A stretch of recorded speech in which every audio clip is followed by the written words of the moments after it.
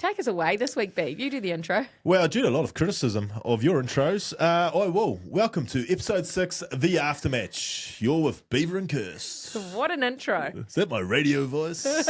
I don't know. It's you and Izzy high-fiving each other across the screens. We have heard the calls. We put the calls out there to see what you wanted to hear. You want to hear more of Beaver's old school stories. Plenty more where that came from. The well runs deep. Well, I mean, there's a few. I don't want to incriminate myself or my friends every week, but you will be once again. Yeah. Because that is what the people want. So thank you for sending through your feedback. Last week, we both named our playoff 6 after 6 rounds, so a third of the way through the competition.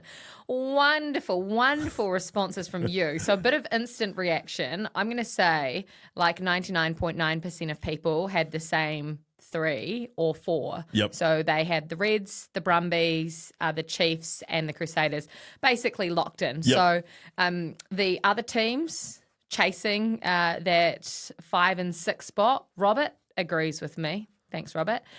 He said the last position is between the Hurricanes and the Tars. He's also picked the Highlanders.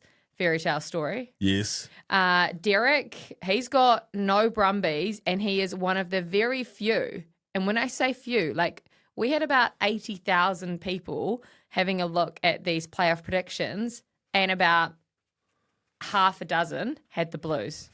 Well, Derek had the Blues. Derek's got the Blues. Derek had the Blues. After what you saw on the weekend, Yes. you were on our Sky Sport coverage on the weekend, and on and off camera, you keep talking about this thing, morale. Once you get behind the 8 ball in Super Rugby, Morale is tough. Like they're 1 from 6 now. A 1 from 6. I will say though, if they just need one victory. That's all it takes is one win. And remember the Chiefs a few years ago, and they were in the deepest hole, and they had such a good team. Your Brodies and your Sams were all there, and they just couldn't get the one win. You just need the one win. They couldn't get it. And it's not a case of going out and playing beautiful rugby for this one win. You just need to somehow scrap an ugly win somewhere. They've got the Hurricanes next when they come back from bye. Yeah, so the Hurricanes team that you're saying's on the rise. They need to start winning somewhere, but they just need to scrap their way to a win somewhere, and then you can get the confidence back that you start playing with the freedom that everyone sees when you've got a Rico Ioane out there, a Talia out there that should be happening, but you've just got to somehow get one victory because Super Rugby, speaking from experience, in 3 weeks they go down to Christchurch and play the Crusaders again. And speaking from experience, Kirst, once the losses start piling up, confidence goes down, morale goes down.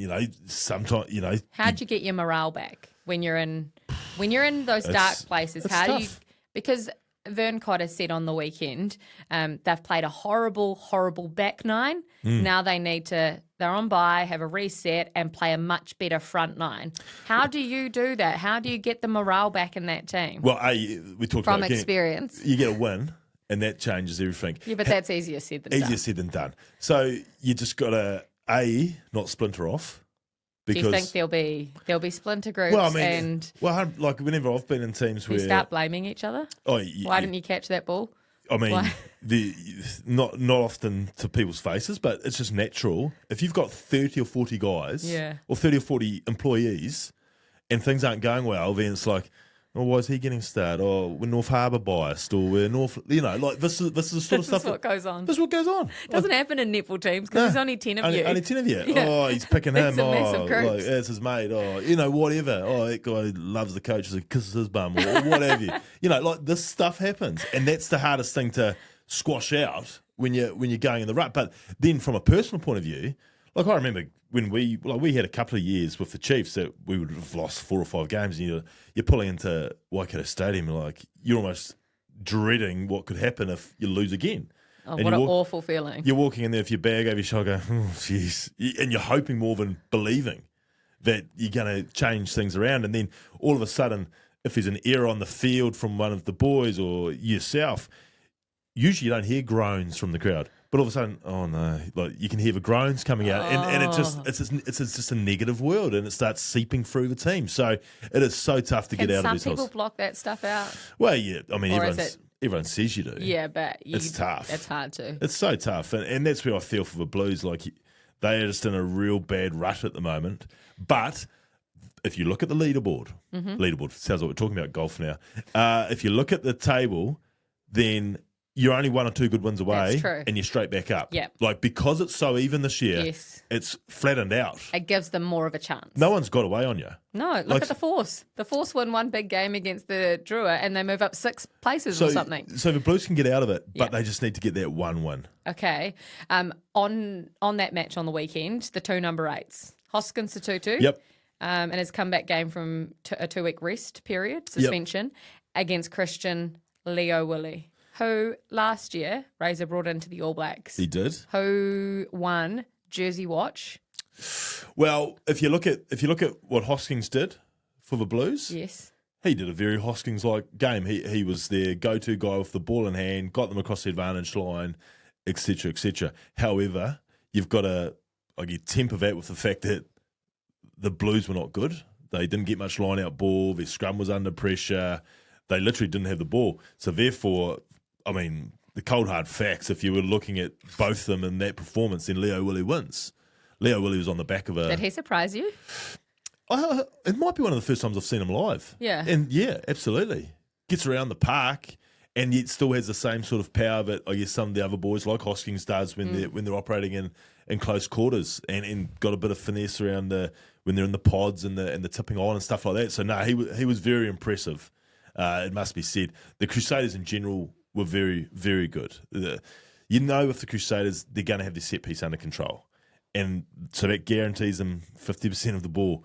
And then when they also, with the likes of who they've got involved, I know Scott Barrett wasn't on the field for long, but with that ilk still in your squad and Cody Taylor with the preparation for the week, you know that they're going to go after your set piece. And Blues, they lose one of their top hookers pre-game, lose their main line-out man and their, I guess, spiritual leader, you'd call Big Paddy. All of a sudden, those boys would have woken up in in Auckland, pulled back the curtains, goes, we're going after this set piece. Yeah. And they did. And all of a sudden, I don't know what the stats were, but it felt like it was like about a 70% territory and possession game, simply because couldn't win a set piece. The Blues gave away penalties to invite the Crusaders back into town. And you just spend all the time defending. And the Crusaders, they were good without being great. But when you just ask the Crusaders to just live in your half, you're not going to be able to repel them. And guys like Havili. Oh, Havili. We need to talk about David Havili. Yes. For the last few years, he's had his fair share of injuries. I think on the weekend they said that he was up to 108 kgs. Now, he's not the biggest frame. He would be smaller than you, wouldn't he, height-wise? I was going to say, thanks, Kirst, but Not- I'm not filling out this not white T-shirt. weight-wise. Not filling out this white T-shirt like David's filling out his But Crusaders I just think jersey. 108 for his frame, considering he used to be a fullback. Yes. And when he's moved in, they put weight on him, and it just looked really unnatural. Got Hermo to talk about this, but he looked unnaturally large for his frame. Yeah. He's dropped about 5 kilos, so he's now just over 100 and just playing with so much more freedom. Freedom, but also, I think Rob Penny told us after the game that he dropped weight. He looked still powerful out there. Like some of those tries. But not so heavy. Not so heavy. The agility was there. Just throwing stupid long balls like he's playing in your backyard. Yeah, well, and you've got to appreciate, he's the captain, so, people react differently to that as far as... He reminded me of Richie Mo'unga. He was playing like Richie Mo'unga on the weekend. Well, that was the thing I was going to say, Kirst. That's what that performance reminded me. He takes over so much of the Playmaking. Because I guess this country at the moment's got a lot of young 10s. Yes. So they don't necessarily go through 10 all the time. Yes. They don't always use 10 as this big governing general. But it's great, isn't it? Because it takes the pressure a little bit off these guys who are still learning. Oh, look, it's great as far as they're learning to win without having a big dominating 10. I think in the future, we want the 10s to be... Definitely. They've got to pick it But up look at what point. happened last year. The Crusaders 10s were driving the team and they weren't good enough and they weren't winning. This year, Havili comes back. He's back fit. Yes. And it's a different story. It is a different story. And Will Jordan clearly are doing a lot of the playmaking on the huge. field. Tactically. You look at the game at the moment, there's a lot of Crusaders 9 to 12 and a lot of kicking from Havili, a lot of the organising just in face play. They're playing off him. And Taha sitting back and getting his chances to get himself involved. He's grown so much taha in the 12 months since last year's tough run for him, but you can very much tell that this is David Lio-Willie is what you'd expect the team to be as far as organising, and they're not alone on that. I mean, I look at the Landers, and with Tawatawa Nawa on the wing, I think it was the first time we saw young Tane from the Landers, Robinson, govern things a bit more. Like, I reckon he touched the ball more against the Reds than he has all season. Yeah, because that was prior to that, the Landers were going 9 to 12 on everything, and it was off Tawatawa Nawa, or it was off Hasty. They put him out to the wing, and all of a sudden, young Robinson more responsibility, and was more of what you anticipate the 10s being. So, yeah, Lio-Willie and the Taha combination, it was brilliant for the Crusaders on Saturday night, and yeah, it was very much on the basis of Lio-Willie leading the way on most things. Tell you what, there was a great 19-12 combination sitting up in the commentary box. I'm positioning myself here as 12, even though I've never played a game in my life. Sitting next to 9, Andy Ellis, 10 Beav and 12 myself, all in a row there at Eden Park. When you were watching Super Rugby matches like that in your living room, are you always commentating the game as you go? Oh, what are you doing? Why is he going there? Not much space there, mate. Oh, they haven't seen this, have they? Well, you and Andy together is 9-10. Well, you can see so much more when you're at the game. Yeah. So you don't normally do that when you're sitting there with your dad? No, well, I've usually got a bag of chips and onion dip and probably a cold one in the hand, so I'm probably not as engaged. Not as chatty, not as engaged as I was there at Eden Park. Because Andy was into it. Oh, yeah, Andy. Well, I mean, you saw it. I mean, I was unemployed. Once Andy gets going, you can't stop. But, no, it was great to catch up with Andy. And, the Crusaders, they were good, but, yeah, I mean, as me and Andy were identifying, I think they probably still left 15 out there. Yeah. There's some opportunities out there for them. And I guess, again, it's around confidence. Once you've got the confidence, then if there's an opportunity from 70 out, from 60 out, you throw it. Where if you're just sort of getting away, and that's where the Blues are at the moment. They've got so much artillery with Caleb and Talia and Rico and all these great attacking threats. But at the moment, they probably don't have the confidence to go, bang, let's just have a crack from deep. Because they did early doors. Rico was heavily involved, and all of a sudden, that first 10 minutes, you thought, here goes the Blues, but unfortunately... You've sidetracked my conversation. I did, didn't I? Yeah, you have. You and Andy talking technical nonsense. So at halftime, we've got packages that we have to create so that you at home can follow along. And there's a team in a truck sitting there that have to actually clip these things up. They always ask, what would you guys like to talk about? Beav's going on and on and on about something. I'm like, how do you think these guys in the truck are going to be able to go through 40 minutes in the space of 2 minutes and find exactly what you're talking about there? Okay, so anyone that watched the game will realise there wasn't a whole lot of things... In the first 40. But what was very obvious was the way that the Crusaders were getting out of their half trouble-free and quickly. Yes. As opposed to the Blues, who were camped down there. And all me and Andy were suggesting is the guys in the Sky truck just clip up the exits from the Crusaders. Maybe, is that boring? Maybe have Do a Blues people want to see that? Can you let me know? They did it very well, but I can see how your casual observer's eyes would have been rolling going, yes, I'm bored with this technical chat. Yeah, just show me Hoskins or Sotutu's big runs or Lio-Willie or David Lio-Willie's long balls. I don't know. Show me some entertainment. Yeah, I wanted to show you how they got into that position. Like, how were they getting there to have that freedom? But, yeah, me and Andy got stomped on. You're a bit too technical. We're going to be nerds in the back. Yeah, you can be. Well, you can be nerd in commentary because on Friday night you were in commentary, and a lot of you actually love Beaver in commentary. Surprising. Second game of the year. This time you got to do it with Tony Johnson there, just down the road from home. Pookie Stadium that you know very well. Did you enjoy the second time around? I did enjoy the second time around with TJ. People like your analysis and the technical explanations. You were breaking down plays. He liked me getting a little bit nerdy on it. You can be nerdy in commentary. You can be entertaining and flamboyant. It was actually quite emotional, you know. It was like back at the stadium that I dreamed of playing at, and I was just, Your comments on the tunnel, longest run out in history. It's the greatest tunnel. When you're a kid. Yeah. Like, because the tunnel, anyone that doesn't know what we're talking about, Pukekohe Stadium has a tunnel at the road. It feels like it's a kilometre long. And it's about 100 metres, and it's slightly downhill all the way. And because Pukekohe counties aren't the richest union going around, there's only one light bulb. And it's about 3/4 of the way down. So you're sort of walking into this almost space-like It's area. also very narrow. Very narrow. There's concrete walls. They feel like they're caving in on you. You can't walk down together. So you just walk down there. No side by side. There's no side by side. And it's just, as a kid growing up, that's all I wanted to do. I just want to play one game at Pukekohe so I could walk down the tunnel. Yeah. And I always missed out. Every now and again, they'd play a junior rep team would play there, and I'd always miss out on those teams. So it would just be another kick in the guts. Who was the 10? Yeah, we don't need to go into names, but of course I do. I know them. Yeah, I know. Yeah, Of I course you don't hold on forget. to it. I hold on to that and the coach. I know exactly who they are. Oh, that was father-son combo. Yeah, probably. A couple of them were, a couple of them weren't. But yeah, I was very excited about being back at Pookie. It's one of the great grounds, the bank. And it was so full as well. Yeah. There's a lot of people there. It was just a wonderful night. Yeah. So, no, really enjoyed it. TJ's, like Nisbo, one of the absolute Legends. pros, and carries through us amateurs. Okay, so on that game, the Chiefs went into bye week 40 minutes early. They Yes. only played one half of rugby. I don't know if some of them stayed in the change room to put ice. 43-7. They might put the ice in the chili bin to make sure the drinks were cold and get them on the bus. I don't know. 43-7 at halftime, and the way that Sean Stevenson, Damien McKenzie, Leroy Carter, the way that these guys were playing, they just looked simply unstoppable. I made the comment to TJ actually at halftime. I said, there'll be a raft of changes. You won't bring out McKenzie. He's on one leg anyway. Sure enough, he ends up playing 80 because he had to.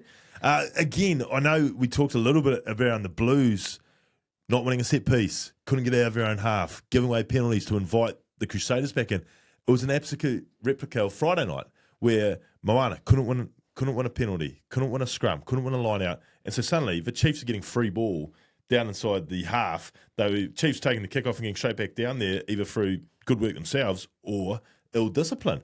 And suddenly you're thinking 43-7 or whatever it was. You're thinking this is going to get real ugly. I thought I have seen the greatest fantasy triple points booster ever. Damien's going to get me about 800 points individually. 800 points. That's what I thought. Along with the rest of the competition.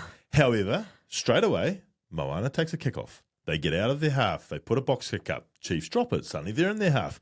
And that was just complete flip on its head from the first half.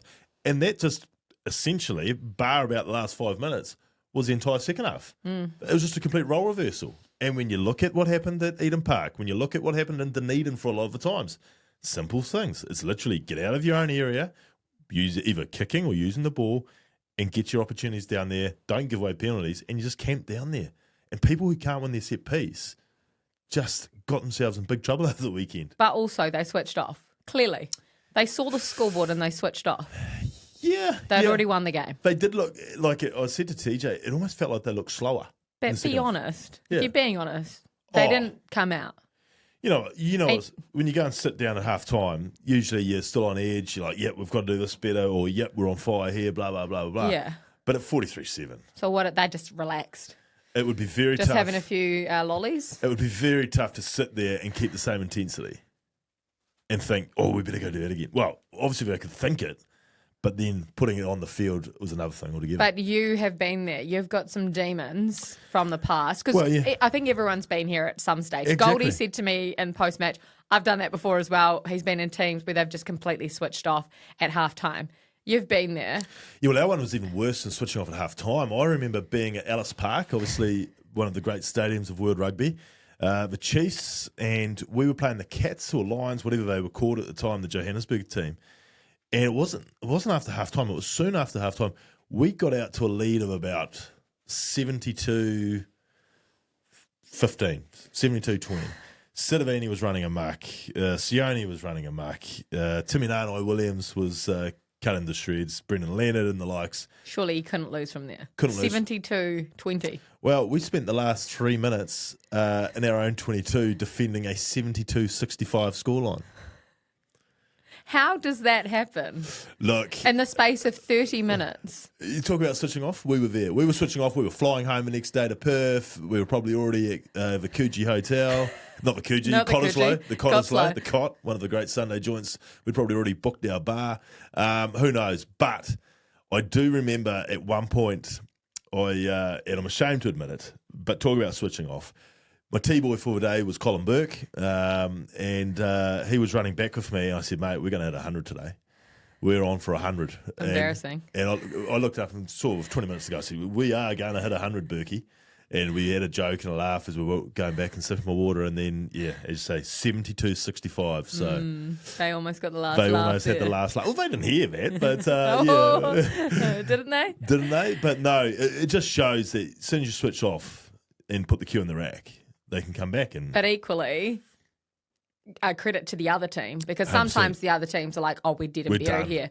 But the Cats or Lions or whoever they were, Moana Pacifica, they didn't. Yeah, what did Tana do at half time? 5 guys. Yeah, Go. changed them. Yeah. Dropped those guys who weren't performing. Put the fresh faces, including the debutant who scored a wonderful try out there. Tuitama? So I think it was Tuitama, not Tomatani. Yeah, look, I got flustered.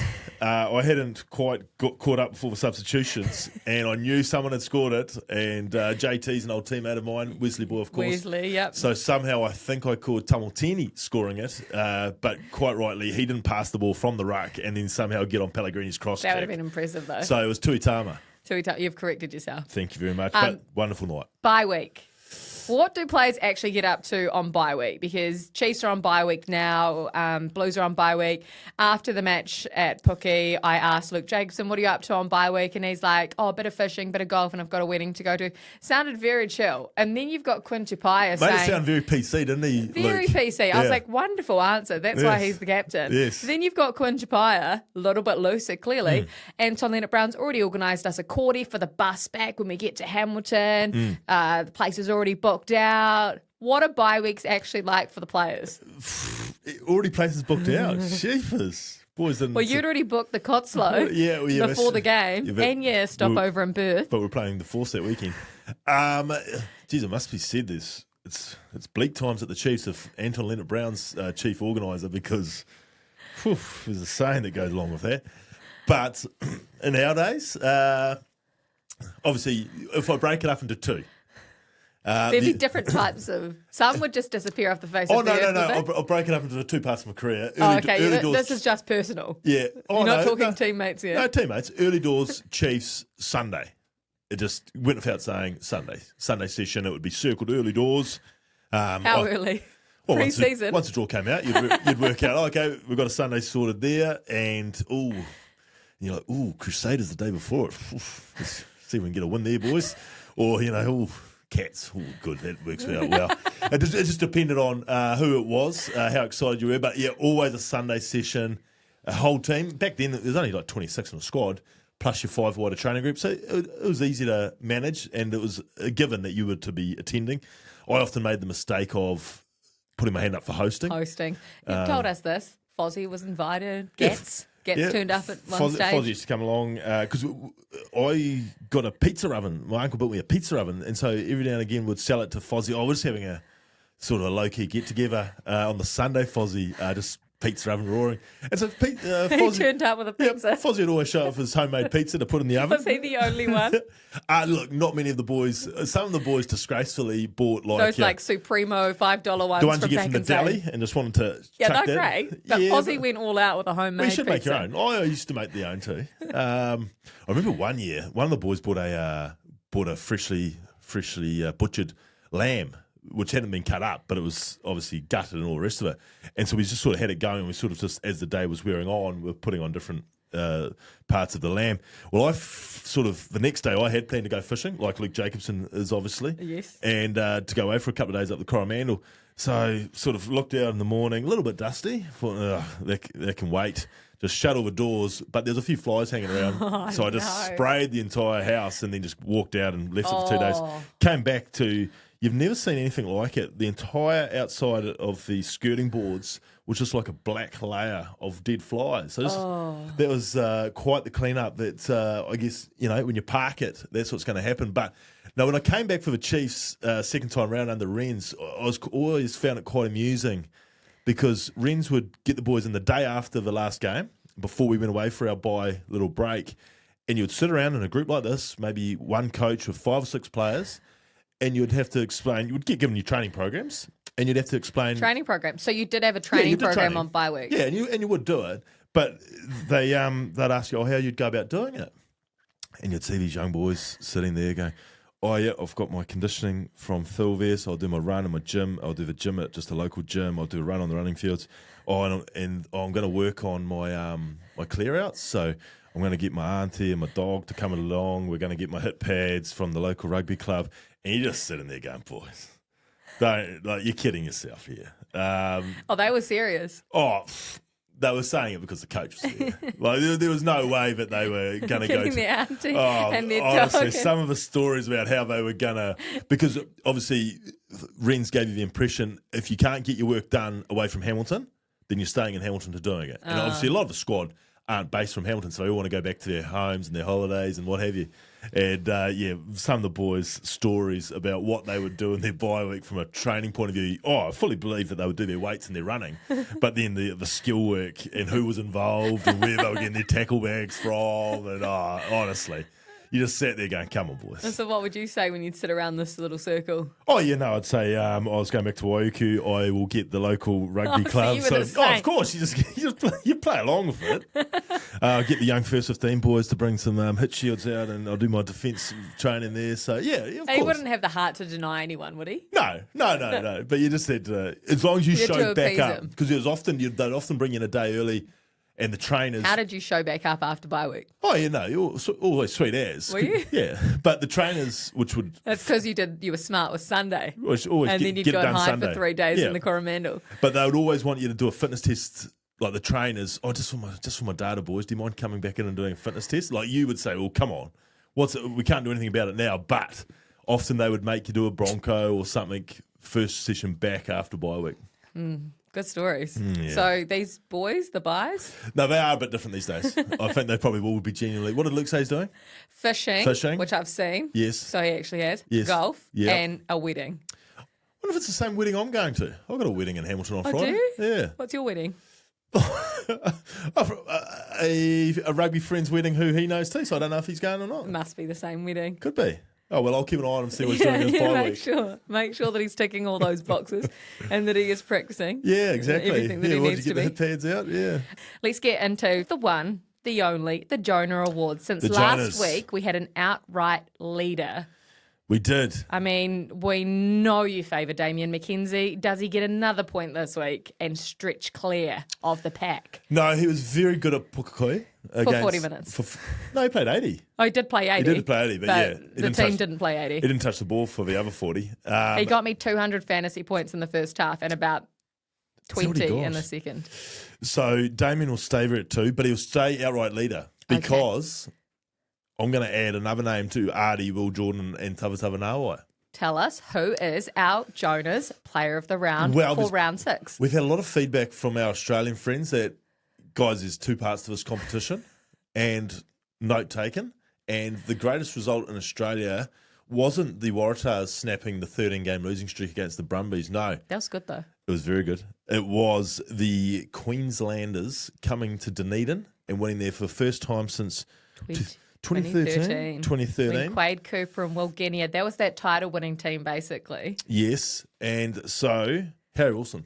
Harry Wilson, the It's- first time. Yep. I thought you said a few weeks ago that it was just a New Zealand Jonah Award. No. It's a competition-wide. Okay, so you've opened it up. You're Yeah. changing the rules every week. Well, we got technical when we gave Artie... That's Yes. right. So, and rightfully so, though. So Harry Wilson, Harry Wilson, massive game there in Dunedin. He's a bit of a throwback to an old school sort of number 8 style. Like he just runs so hard. He's great at the rucks and stuff. But he's also he's got an engine on him. It reminds me a little bit Tommy Waldron. yeah. Oh, yes. Kind of looks like Tommy little bit Waldron. of yeah. The headgear, the little spiky bits coming through. Yeah, he's got a little bit of Thomas about him. And I don't know if you saw late in the piece a little deft touch with it almost felt like a left foot grubber. He may be left-footed, but I don't know. But wonderful performance from him. I thought there was so much about the Reds to like. Paisami. Yes. Is Paisami the one that's signed with Exeter? One of them's leaving. One of the good midfielders leaving. And if it was Paisami, geez. Paisami's just been really unlucky with injuries, Geez, he was impressive. hasn't he? The last few Yes. years, he's had a lot of injuries. I was really impressed with him. And Kalani Thomas. Yes, the halfback. when you think about the Reds, you thought if they were going to come to New Zealand and beat the Landers, they would have had to have had everyone. But there was no McCrate, there was no McDermott, and McDermott was only rested. And That's a statement. it's a huge statement. That's a statement from the coach. But that Kalani Thomas, he was as good as anyone on the field too. And his combination with Liner, when you looked across the weekend, teams that won games of rugby in the end were teams that managed to just get out of their half easily, and between Liner and Thomas, they just didn't let the Highlanders get anything cheap. And conversely, if you looked at the Landers' first 25 minutes, I know they had the bye week, and it's either you come back absolutely on fire from a bye week, or you come back sort of a bit jittery, a bit missing the start, and they did. They were dropping balls that we've never seen them drop, and they just, I guess the saying, they weren't at the races. For 30 minutes, they just weren't there, the Landers, and it was a surprise considering they had everything to play for. And then all of a sudden they end up in the lead with sort of 15 to go. But you got to give it to the Reds, and some of those names I mentioned. Yeah. They were outstanding. Are they starting to remind? We talked earlier in the year about how the Highlanders, they were starting to sound a little bit like the Highlanders of 2015, the unsung heroes coming through. Are the Reds, are they starting to sound like the 2011 Reds who won the Super Rugby title? Yeah, well, I mean, they're different. But they've got top Wallabies now playing. They've got top Wallabies. I mean, you don't compare the two because the brand of footy that Reds team played, because they had Cooper at the top of this game. Yeah, I mean, Cooper had his best year of his life that year. Guinea was on fire. I mean, Digby Ioane. Yeah. I mean, the names just rattle off. They had guys that Radiki Samuel was running around from. They were just playing a brand of footy which, was so good to watch. A few day games at Brisbane, you remember them just running right. But these guys are their own identity. They're very disciplined off the ball, very controlled. Obviously, Liner is, just a young fella, but he's more like his dad style footballer than Quade Cooper. But he's just doing a great job for them at the moment, directing around the park. I mentioned the young half that was filling in for McDermott. The other thing you got to think about with Aussie teams is, what sort of depth do they have? Well, they were bringing in guys like Salakai Loloto off the bench. Yeah. And Hodgman off the bench. And like Lotto's probably played, how many have he played for Aussie? He'd have played 50 tests for Aussie. And to bring on someone like that, and Hodgman came on and did a job at scrum time for them. So they've now got depth. They've got depth. And the last few years they didn't. Yeah. When they were five teams. And you go back to that. So maybe the Reds, I mean, you'll have to see it again. Surprise title contenders for you? I'd love to see an Aussie team emerge as a proper contender. Who is it now? We asked you this a few weeks ago. Who is putting their head above the rest in Australia? Because Aussies right now make up 4 of the top 6. The Force, the Brumbies, the Reds and the Waratahs all sit inside playoff contention as it stands. That is really impressive. Well, I always struggle to go past the Brumbies. You say this? Because they have the current Wallabies 10 in Lolosea, who came on leaps and bounds on the end of year tour, I thought. They've got a nucleus of a lot of them have a lot of Aussie forwards in their team. But Big Rob Valetini, that might have been his first game back. So once get 3 or 4 games into him, because for me, he is Australia's premier forward. When he's firing, he is something else. So Brumbies, I think, still have got a bit of work to do as far as getting to a level that I think they possibly could. But with him back, the Waratahs beat them. So you got to start respecting the Wallabies. The Waratahs. But for me, we're talking about 4 in the top 6, and it's great. From a competition point of view, absolutely brilliant. For me, there's only been 6 Trans-Tasman games. And so, how many of those have they won? 3. They've won 3. 3 from 6. I did my research this week. So it's an even split. It's an even split. So it's actually fair. It is fair. But I want to see some of them come across.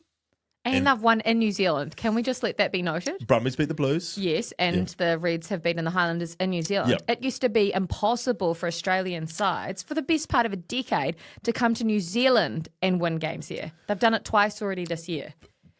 For one of them to be a true title contender, I think you're going to need to see the Crusaders or the Chiefs beaten.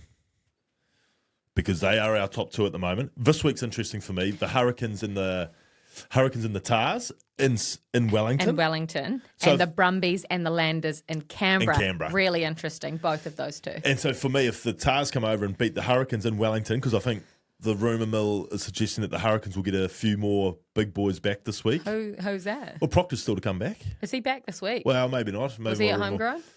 I actually did bump into him, yes. So that means he must be good to go. No, but Moore might be starting, Lomax will probably be starting. All of a sudden, those guys, and that when you look across that Hurricanes team, Yeah. different dynamic. Hey, question about the Hurricanes. Yes. While you've moved on to them, Josh sent through a question. Thanks for your question, Josh.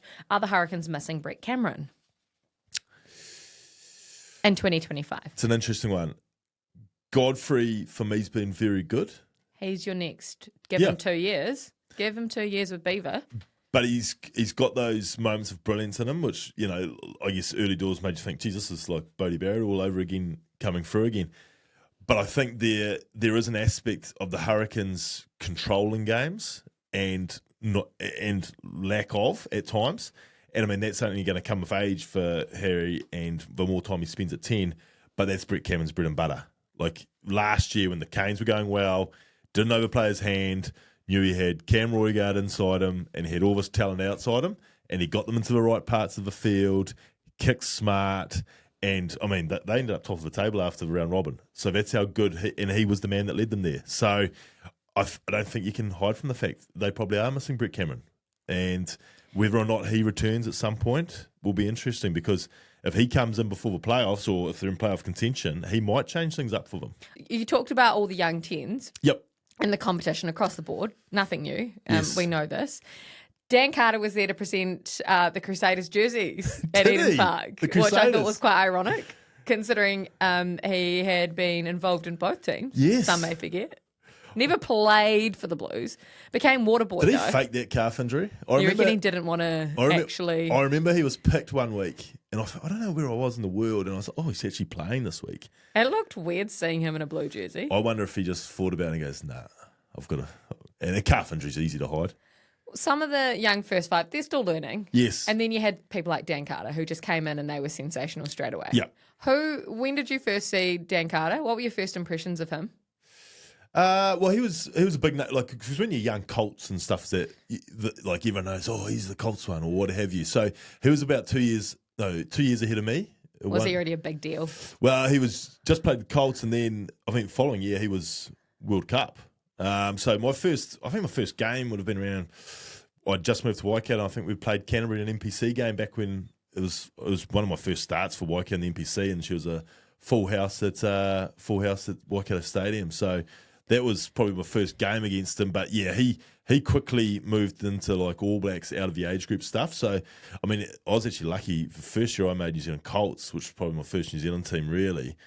The only reason I made it was because he got picked for the All Blacks. So therefore, Thank you, DC. Yeah, it was nice, you DC. So he did a few nice things for you across his career, didn't he? He just paved the way. Yeah, so that was a real opening. But yeah, you talk about the young boys. Like he came in right from the word go. But he also played 12. DC, I think he was always a 10. But when you've got to make space, Mertens, you got Aaron Major who was 12 and 10. I think they sort of eased him in that way. Like when I say eased in, I'm talking about when he was 19, 20. Yeah. To play outside Mertz or to play outside Aaron Major. And then from about, I'd say from 22-ish, 21-ish. He was always going to be a 10. But do you think that's helpful when you're first starting off to play outside? Yeah, it depends. If depending on the teams and Andrew Mertens, exactly. You're depending on who you've got at 10. If you're talking about Andrew Mertens, who is like in my lifetime in New Zealand, if it's not DC, it's Andrew Mertens. So yeah, you'd love to have played outside him to get tutored by him, so to speak. But I sort of think the way it's going is we're actually a bit of a detriment to our teams, because at the moment, when you look at rugby in New Zealand and right from the schoolboy stuff, they're all running around in systems. So you don't actually have to be the loudest, the busiest, I guess the guy that's actually looking for stuff, because in a lot of systems, it's just your job is to be standing here. Then it's your job to be standing here. Your job to kick the ball then. Your job to kick the ball here. As opposed to being the all-governing, right, this is my ship. And I remember from a young age, as an 18 or 19-year-old when I was playing NPC for counties, like, it's all good to be the shy boy and not say a word, which I was when you're dealing with grown men who are 30 and 25 and all the rest of it. But when you step on that training field, the forwards are going to look around and they're going to need to hear you. So, and then you just got to be the loudest person on the field for your team at training and on the game, because, Grizzly old forwards back then, they would have turned around and tell you, they didn't care who you were, how young you were. I was a schoolboy and they were... You got to do your job. You got to do your job, so you got to be a mouth. You can't just sort of sit there and I guess in some ways hide. So I just wonder at times if we're taking pressure off, but I wonder if we're missing the development of those boys by not actually throwing them in and saying, hey, this is your ship, And when you look at DC, I know you were sort of wondering... What made him so great? Because he is the greatest. What made DC so great? Well, I mean, you got to break it down physically, like just a gifted athlete, like fast, strong. And when I say gifted, he worked hard at all of that, but was a lot faster than people probably gave him credit for. A lot stronger than people. His fin was decent. I know. I was on my backside a couple of times from it. So if you got in close quarters, like the great footage of DZ is you could literally be in a 2 or 3 metre square box, and he would have the ability to shimmy, boom, fend, and with his agility and speed, get away, and away wing. But the thing about him is his skill level. Like he is, and I'd go both codes. He is the finest kicker with variation, with touch, with everything I've ever seen. And his ability to do a cross kick, his ability to bend it back, his ability to have just the right touch on a chip kick or a long kick, it was pretty impeccable. And I haven't seen anything like it. And the other thing, you combine that with his passing game, which was just as you'd expect, and his running game. But the thing that I think sets him apart, and when you look at guys these days, there's always an encouragement to be this triple threat, and it's an easy throwaway line. Oh, he can do it all. He's a triple threat. He could literally do it from where he stood. So what I mean by that, like Smithy was a big one for it. Like just used to drill us. You're not sitting in the pocket. You just got to be able to do it from there. So that same spot that Smithy would have you standing in, you had to be able to pass, kick, see his opportunity, run. And I do look at some games these days and think Smithy would be horrified because it's just so obvious. It's obvious, but that was Dizzy's greatest strength. Like no one knew what he was going to do. It's when you talk about the triple threat, it's all good to be a good runner, a good passer, a good kicker. But when you can do it all in one starting spot, that's the magic. That's what set him apart. He could do it from anywhere. And I remember, I got the best seat in the house at times at training when we were defending. You'd think something was happening and, hang on, a cross kick went in. And that's the ability. When you look at a cross kick done these days, Kirst, they're standing about... Oh, yeah. They're standing about 15 metres behind. You've seen it 5 minutes earlier. Yeah, so that's... and that's a very quick summary on why he is the greatest we've seen. But that would probably, if I had to put in a nutshell, that would be it. Just his ability to do everything, but from a depth and from a position, the unknown to the opposition. The British and Irish Lions series coming up in June and July in Australia. Not only do they play Argentina, they play the 4 Super Rugby franchises in Australia, and the Lions take on a combined Australia-New Zealand side just before the 3-match series starts. I didn't realise are they stopping in Argentina on the way down, are they? They're playing them in the UK. Oh, so that's brilliant. Argentina's first time ever playing the Lions. Great stuff. Which is great for them. But this combined Australian-New Zealand team, that's not new. We've known that. The coach has just been named. Ian Foster. The guy you used to sit next to on the plane and get debriefed and chewed your ear off on Sundays. Well, during those times, a lot of people accused him of being my father. So does that mean, I don't know, has Dad got one more? So there are similarities. Do I get one more turn with Dad? Or yeah. You want the call. Don't know, maybe management. Did you play the Lions? With the Chiefs. Oh, you did? Yep. Special occasion? It was. Hamilton was rocking and rolling. We didn't get the results, so I guess we always sort of said that won't mean much if you don't beat them. So and we didn't. So disregard it. Yeah, just pretend you never played them. Never happened. You didn't play them. Got the jersey, but that's about it. What a turnaround for Fossey. He's up in Japan, of course. Yes. It's fairly obvious that a lot of Japanese-based Australians and New Zealanders will be picked in that team. Well, I think they've made the rule no Australians within Australia get picked for it. Oh, is that the case? What about Kiwis in New Zealand that aren't picked for the All Blacks? Well, I don't know. It depends what else is going on. I would presume that they would just go overseas. Well, you think about who's sitting overseas. Yep. The Aaron Smiths, Richie Mo'unga, Sam Cane. Would a Quade Cooper make it for Australia? Of course. Would he make it? Because you've got to think, there would be a lot of Kiwis that you could pick. Yep. How many Australians in Japan could you actually Well, Foley's pick? there too. So Foley? Foley, Quade Cooper. So it's a very hotly contested seat. It is. Yeah. And I mean, I don't even know who picks it. Does Fozzie pick it or does... Oh, he'd pick his team, wouldn't he? No, it's a suggestion from Australia. Who would pick the team? The Aussies? If they would have to, I would have thought. So you're saying there'll be more Australians than Kiwis? Jeepers, they might have to... Now, that's a well Hooper's that'll have there. to go deep. Yeah, Hooper will be there. Hooper will be there. And be competing with Sam Cane. I think you'd find room for both. Shannon Frizzell? Frizzell's obviously over there, and I'm one of, I guess, Fozzie's favourites. These are guys like at the peak of their powers right now. Yes. Like, we're just throwing out a few names, but when you hear those sorts of names, do you reckon they could really push the Lions? 100% they could. A win? Or is that going a bit far? Well, obviously the boys are coming out of Japanese Yeah, that's the only difference. season and then going straight into playing one of the world's best rugby teams. But you would imagine, like, let's, for example, say that he can get anyone from anywhere around the world. We're going to name. Oh, we're going to name one. We're going to name Kiwis around the world 15. A Kiwis around Jeez, the globe 15. I'm truly not prepared. No, I am, of course. He is. He's got a piece of paper for those of you that are listening, not watching the video. But just before we get to that, Yes. Joey Manu. We talked about him in episode 1 about potentially being available for the All Blacks at the 2027 World Cup. Is this the first time that people may see Joey Manu at international rugby level and see what this kid is capable of? Personally, I'd love to see it. Do you think, what's the possibility of it happening? Well, I think Fozzie will look after him. If that's the... He coaches Joey He in coaches Japan? Joey already, and if that's the progression, Fozzie wouldn't want him to go from playing Japanese club rugby to throwing him out against goodness knows who, a Ringrose, Aki sort of midfield or something like that. So if he thinks he'll Look at what Suoli did last year against the English. Yes. So if he thinks he's ready for it, then he's coaching him at club level. I mean, he'd just give him a nudge and a wink and say, I'm ready. He makes a squad. I'm ready, Foz. Regardless, he's and there. He'd be an Aussie draw card. He's an Aussie draw card. So- As soon as he is named in the squad, the Aussie media are lapping it up because they'll claim him.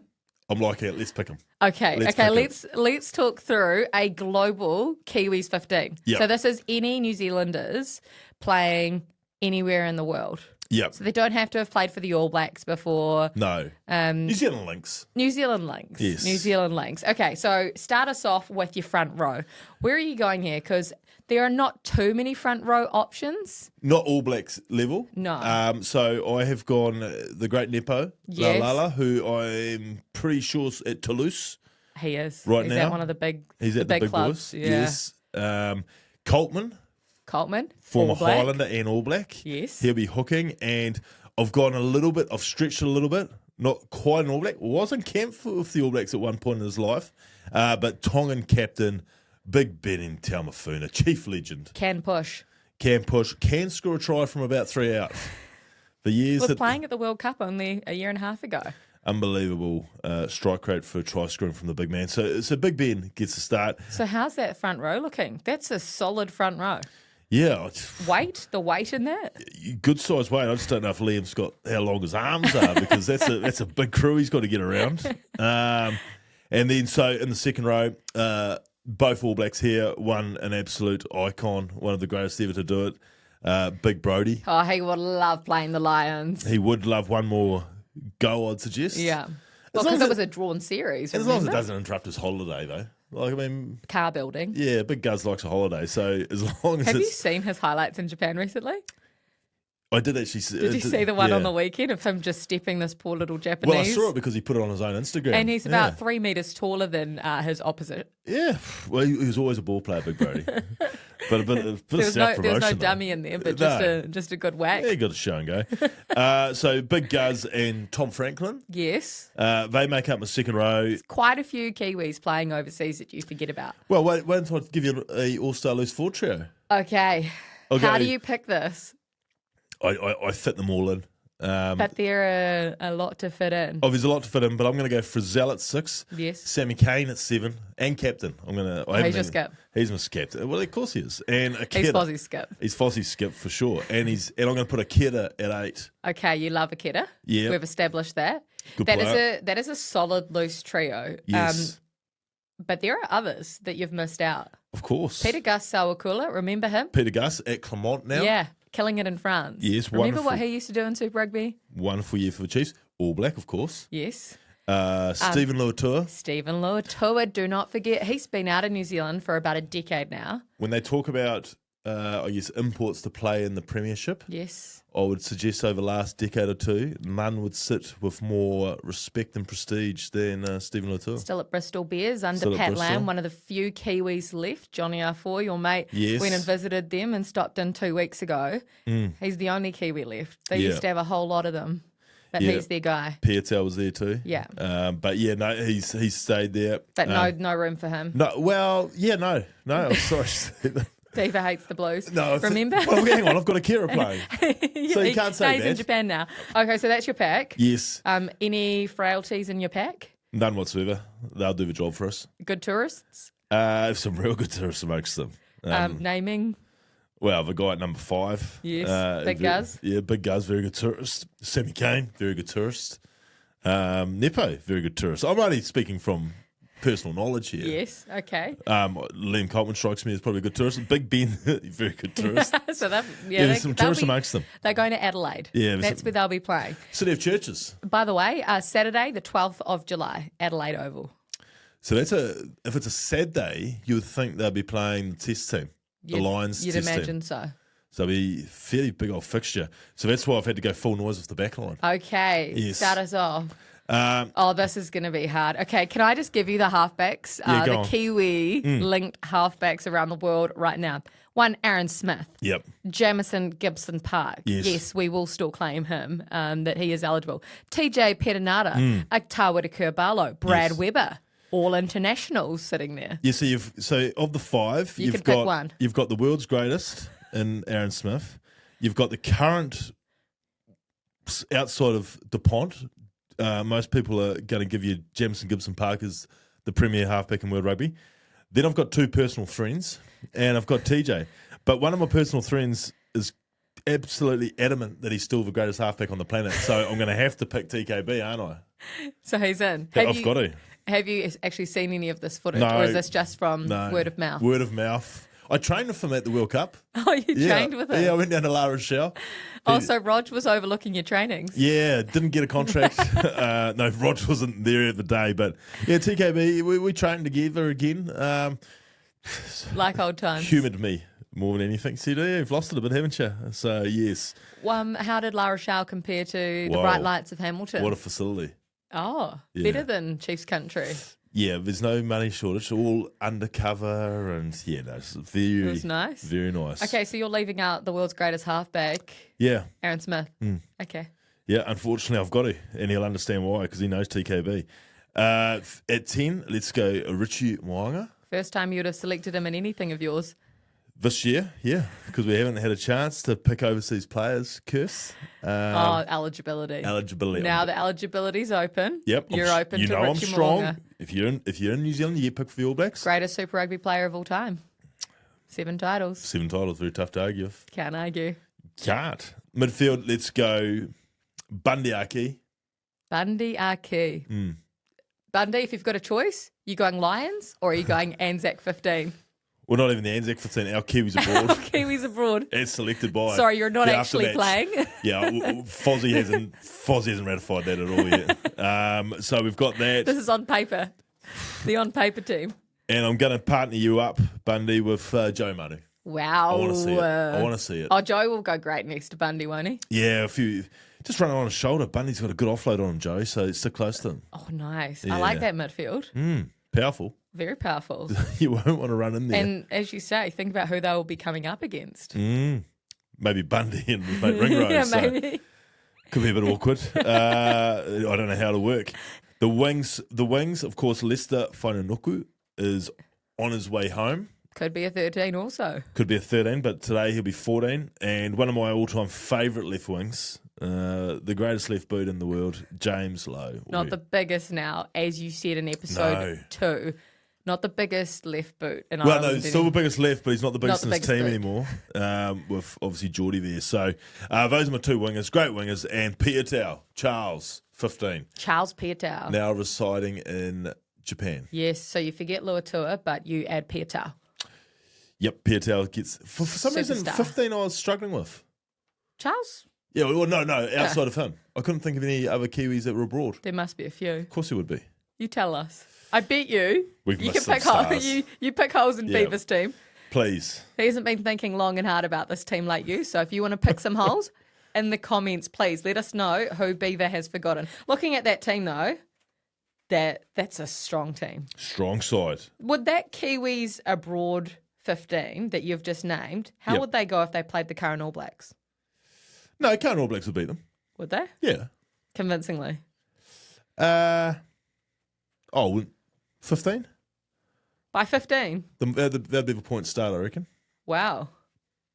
I reckon, Nah, maybe actually it's a bit heavy. yeah, I don't think so. 10 points. Anyway, that was just a little bit of fun, but do tell us what you think and who you would add or take out of Beaver's Kiwis Abroad 15.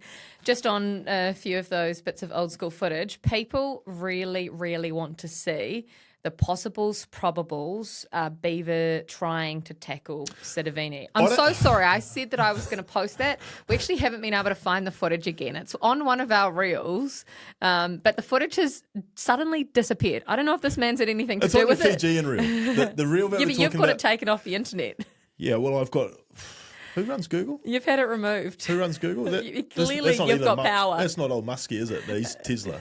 Who's Telstra? What's this electric Tesla, car? yeah. Tesla. Yeah, it's not him, is it? Who runs Google? I didn't realise you were so powerful. Yeah, Beav. I rang up him and said, Stephen get that Donald off. runs Google. Yeah. But if you are that desperate for it, People want to see it. I think it's still on the reel that was about my favourite Your Fijians. favourite Fijians. Yes, don't go searching, folks. It's Please. not that great. It is great. I promise you, it's great. Let's get on to predictions. Round 7 of Super Rugby. Yes. I beat you by 1 point last week. The week before, I hammered you. So I lead by 4 points overall after 6 rounds. You're about as humble as working with Andy Ellis after a Crusaders victory. You are. Well, I'm not high-fiving myself Well, across you're not the far screen. off it. Shout out to Andy. Great to have you there. Between Andy and Marshy, it was disgusting. Oh, the high five live on, Live air on television. across you. It was disgusting, seriously. But no, yes, I am 4 points adrift, and it is hard for you to bring morale back to your side of things. Yeah, well, I've got morale issues. Yeah. You've got morale I've issues. also got loyalty issues because I always back the Chiefs. I always back do the, I. the Manawa. Go That's on. what I do. Go Okay, on. we'll start with Opiki then, since you've just mentioned it. Yep. Blues Matatu, Blues. Poa Manawa, Manawa. 2, so evens there. Lots of teams on bye week, so we Yes. don't have as many fixtures this weekend. Hurricanes, Waratahs. My beloved Hurricanes. I will be picking my Hurricanes. Hold on, you've started I'll calling repeat them the this. Hurricanes? Hurricanes. We're getting in Hurricanes. trouble. I know. I'm getting slated for Yes. calling the Hurricanes the Hurricanes. People, look it up. That's all I'll say. And for all my friends in Wellington who I saw last week, I am picking you. For the first time all season. I am picking you, Hurricanes. Honestly, I got a lot of heat about You it. got slammed. Hurricanes. Canes. There you go. Canes. For you. For you that are all getting on my case. Hurricanes. Keep going. See it. Brumbies Highlanders Oh. in Canberra. Nothing will make me happier The Highlanders if to my go f- over there. if my fairy tale proves me wrong. Highlanders for me. I'm with you. Jamie Joe, fired up, got them into a Sunday sesh together, all 36 of them. Did he? I don't know. But sounds good. Wouldn't put it And then past they head across to Canberra and they beat the Brumbies. Look, Landers, I'm only doing this because I need a peg back, and nothing will make me happy if I get this wrong. Loyalty. But I'm going the Brumbies. Loyalty. I'm sorry, Highlanders. Just go and do it. Hasty, Finn Early and the boys, go carve them up. You've been on the Highlanders all I know, year. I'm all sorry, Year. but I didn't know I was 4 behind you. Here you are. I'm You're having full to behind. get conservative. Sorry, Landers, I'm just going home teams. It's enough. You guys will win. Go on, do it. Saturday night in Christchurch, Crusaders taking on Moana Pacifica. I reckon the Crusaders actually rest quite a few players for this one. Oh, yeah, Moana. No, I'm going Crusaders, but I just think that they'll rest a number of their frontliners. Be interesting. the trust? Do you think they've earned Rob Penny's trust now to do that?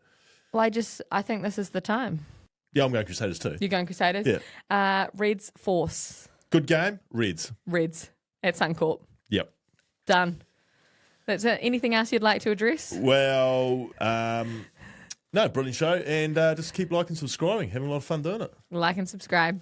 Thanks so much for watching. Come for the rugby. Stay for the aftermatch.